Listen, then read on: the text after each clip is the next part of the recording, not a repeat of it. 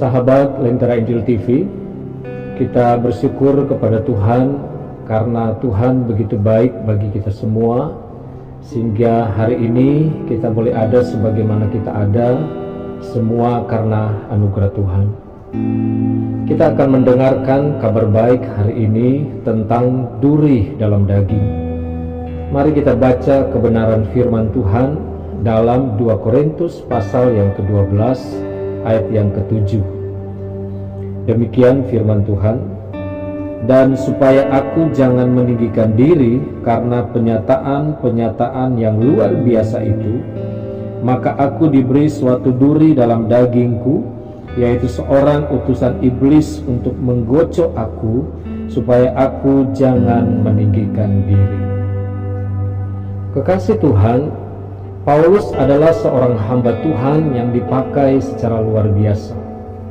Dalam pelayanan Paulus, Tuhan selalu menyatakan penyertaannya dengan kuasa dan mujizat.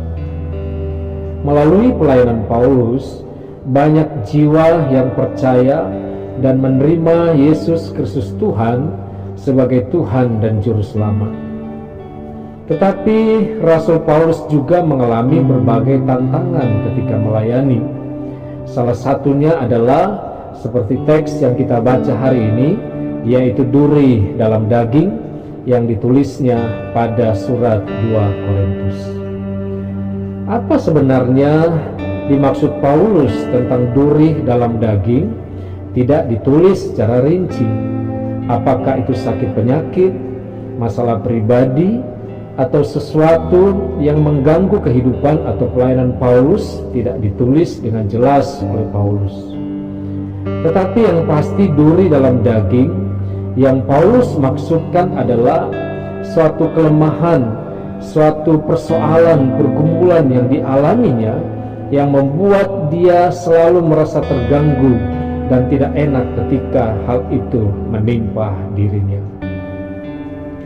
Kekasih Tuhan, sebenarnya Paulus sudah meminta berapa kali pada Tuhan untuk melepaskan dia dari kelemahan ini.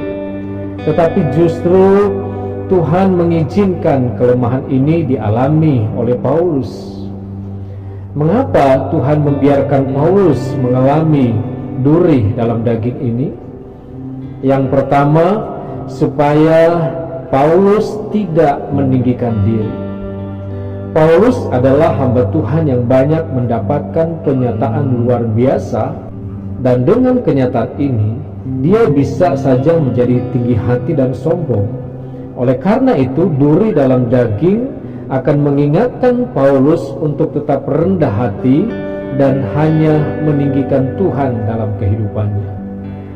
Yang kedua, supaya jangan mengandalkan diri sendiri.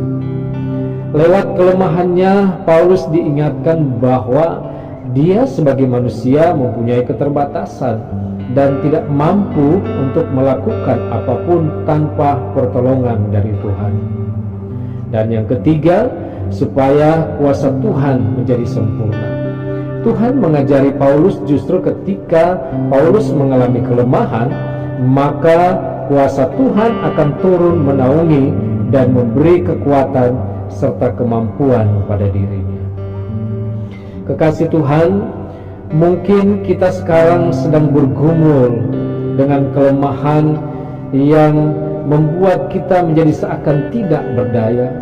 Mungkin itu berupa sakit penyakit yang tak kunjung sembuh, hubungan yang mulai retak antara kita dengan yang lainnya, dan kita sudah berusaha untuk memperbaiki, tetapi sepertinya sangat sulit untuk memperbaikinya dan tidak ada jalan keluar. Dan kita melihat sepertinya pengharapan sudah tidak pasti lagi kapan akan terpenuhi, atau persoalan, pergumulan yang mungkin membuat kita terus bergumul dan tersiksa menderita karena tidak pernah selesai. Maka melalui kabar baik hari ini, saya mau katakan, janganlah kecewa. Percayalah bahwa Tuhan izinkan semuanya itu.